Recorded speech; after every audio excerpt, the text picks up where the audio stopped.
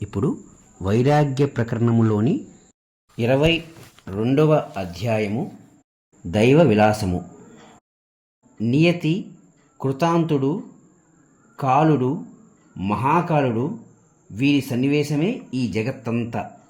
అట్టి విస్తార సంసారంలో ఏ మూలో స్వల్పాయుష్కులమై మేము అత్యంత అజ్ఞానంతో కూడి పడి ఉన్నాము. శరీరధారులమై ఈ దృశ్య ప్రపంచములోనికి ప్రవేశించున్న మేము దైవము అనబడే ఏమాత్రం గ్రహింపశక్యంగాని ఒకానొక శక్తిచే మోహితులు అవుతున్నాం. అట్టి దైవము అనుదానికి పూర్తిగా అమ్ముడుపోయి తోలుబొమ్మలు ఆడించువాని చేతిలోని తోలుబొమ్మల వలె అస్వతంత్రులమై ప్రవర్తిస్తున్నాం. గమనిక: ఈ అఖండ రామాయణము జీవుడు ఎట్లు అస్వతంత్ర భావన పొందుచున్నాడో కానీ ఎట్లు వాస్తవానికి స్వస్వరూపాత్మ దృష్ట్యా స్వతంత్రుడో చెప్పడమే లక్ష్యముగా కలిగి ఉన్నది. అట్టి దైవము అనుదానికి పూర్తిగా అమ్ముడుపోయి తోలుబొమ్మలు ఆడించువాని చేతిలోని తోలుబొమ్మల వలె అస్వతంత్రులమై ప్రవర్తిస్తున్నాం. వన్య మృగముల వలె మూఢులమై సంచరించుచున్నాం. దుష్ట చరిత్రకు కాలుడు సంహరించుట అనగా ఎప్పటికప్పుడు దేనిని దానినే హరించుట అనే కార్యమునందు నిమగ్నుడై మమ్ములను నిరంతరము అనేక ఆపదలు పాలు చేస్తున్నాడు. ఇక మేము తరంగాల వెంట పైకి క్రిందకు తేలియాడుతూ కదలుచుండే కొయ్యవలే కాలప్రవాహంచే దాని ఇష్టమును అనుసరించి దొర్లించబడుచున్నాం. ఎంత ఆలోచించినా అర్థం కానట్టి దైవము అనవడు విషయం గురించి అత్యంత భయపడుతూ బ్రతుకుచున్నాం. మేము కల్పించుకున్న మా దురాశలే మమ్ములను అగ్నిజ్వాలల వలె దహిస్తూ దైవము అనే దానికి దాసోహం చేయిస్తున్నాయేమోనని అనుమానం. మా బాల్య యవ్వన వార్ధక్య దశలన్నీ అవిచక్షణాపూర్వకమైన అర్థం పర్థం లేని అనేక యత్నములచే గడిచిపోతున్నాయి. ఏవేవో భయాలు, ఆశలు, ఉద్వేగాలు, మూఢత్వాలు మమ్ములను అణచిపెడుతున్నాయి. చివరకు జరాపతితులమై కాలునిచే మృంగబడుచున్నాము. ఈ కాలునికి ఉచితానుచితములెక్కడ? సద్గుణుడు దుర్గుణుడు కూడా అతనికి ఒక్కటే. మా దౌర్భాగ్యం గమనిస్తున్నారా మునీంద్ర? ఎంతో సుఖకరములు అని తలచి అనేక ప్రయత్నములచే ప్రోగు చేసుకున్న భోగములే కొంతకాలానికి మా పాలిట దుఃఖహేతువులు అవుతున్నాయి. దైవము యొక్క విలాసమేమిటో మేము ఏమాత్రం గ్రహించలేకపోతున్నాం. ఒక్కసారి ఈ లోకాలన్నీ పరిశీలించి చూచినప్పుడు ఇవన్నీ దుఃఖకరములేనని నాకు అనిపిస్తున్నాయి. ఏవేవి పొందిన తరువాత ఈ జీవుడు నేను సుఖిస్తాను అని అనుకుంటున్నాడో అవన్నీ లభించినా కూడా అతడు ఏ వాస్తవమైన సుఖమును పొందకయే పోతున్నాడు. ఏది ఎట్లు జరగబోచున్నదో అదంతా దైవము యొక్క ఆధీనములో ఉండగా జీవుడు దేనిని గురించి సంతసించగలడు చెప్పండి? అయినప్పటికీ అతనిలో ఏదో పొందాలనే తపన మాత్రం ఉండనే ఉంటుంది. అట్టి అంతర్గతమైన ఆరాటమును ఏవేవో ధన, జన, పేరు, ప్రతిష్టల వంటి వాటి కొరకై చేసే ప్రయత్నములు అనే కాలయాపనతో కొద్దిసేపు కప్పిపెట్టినప్పటికీ అతని యందు అంతర్గతమైన ఆవేదన సమసిపోవటలేదు. సత్యదృష్టి, దూరదృష్టి, పరిశీలనాత్మక దృష్టి లేకపోవట చేతనే ఈ జీవుడు అనేక మోహములను పొందుతూ అత్యంత ప్రయాసపడుచున్నాడు. ఆయు అత్యంత చపలం, మృత్యు ఏకాంత నిష్ఠురః, తారుణ్యంచ అతి తరలం, బాల్యం జడతయా ఆహృతం. ఈ ఆయువును చూద్దామా? అత్యంత చపలమైనది. ఇక మృత్యువా? అల్లంత దూరంలో అత్యంత క్రూరంగా ఎదురు చూస్తోంది. ఈ జీవుడు యవ్వనము అనే అందమైన తెలివైన మోసకత్తెను చూచి మాన మద గర్వాదులు పొందుతూ క్షణంలో విచక్షణ కోల్పోతున్నాడు. కానీ యవ్వనం శాశ్వతమా? కాదు, అది వాస్తవానికి క్షణికం. బాల్యం చూద్దామా? అది దట్టమైన అజ్ఞానంతో కప్పివేయబడి ఉంటుంది.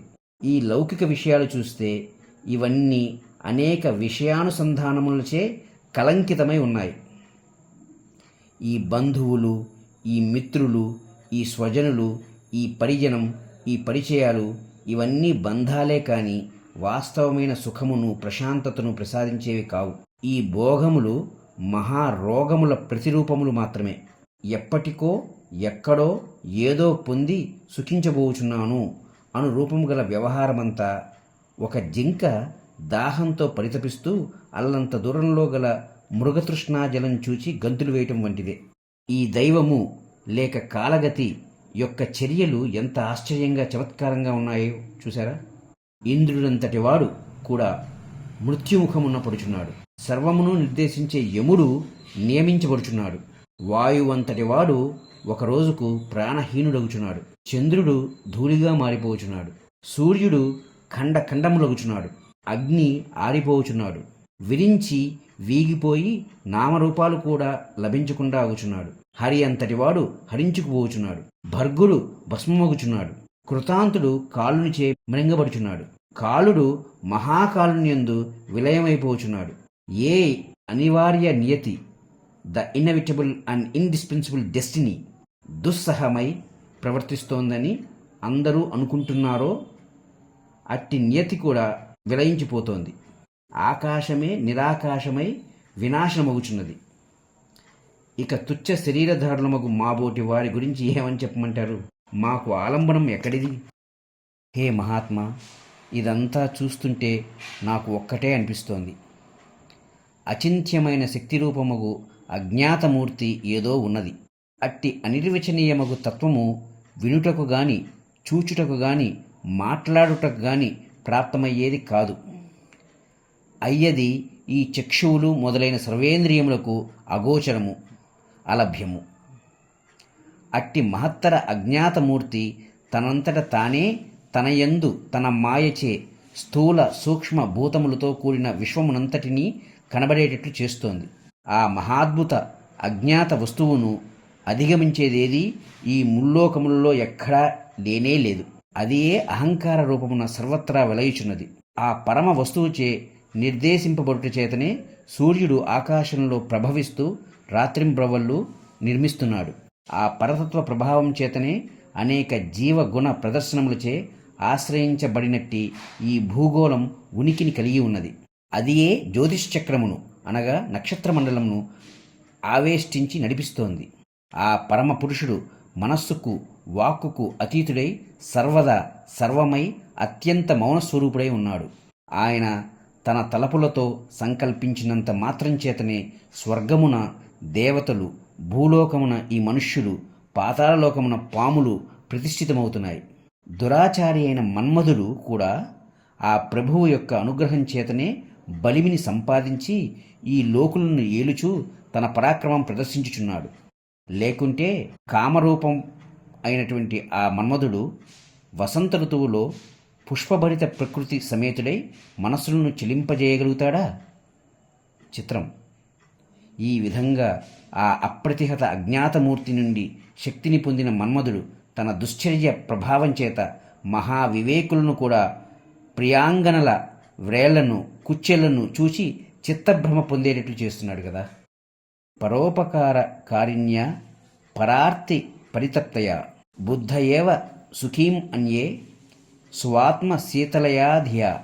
స్వామి, ఎవరైతే పరోపకార పారాయణులై ఉంటారో, ఇతరుల కష్టములు తమ వంటివేనని అనుకుని పరితపించుతారో, బుద్ధిబలం చేత తత్వజ్ఞానమును సంపాదించి స్వాత్మయందే రమిస్తూ ఉంటారో, అట్టి మహనీయులే ధన్యులు.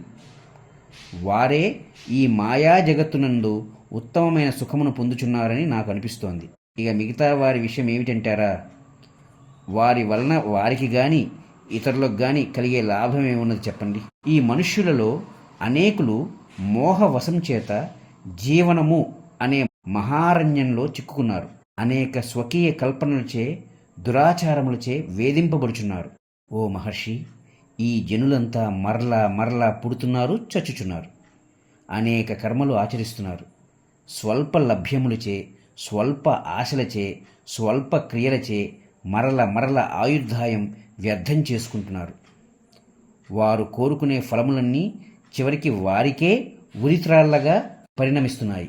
మూర్ఖపు కార్యక్రమములను ప్రారంభించి వాటి నుండి ప్రాప్తిస్తున్న ఫలితముల నుండి మరికొన్ని కార్యక్రమములను స్వీకరిస్తూ ఈ విధంగా అనేకసార్లు చేసినదే చేయుచు జన్మ పరంపరలు గడుపుచున్నారు.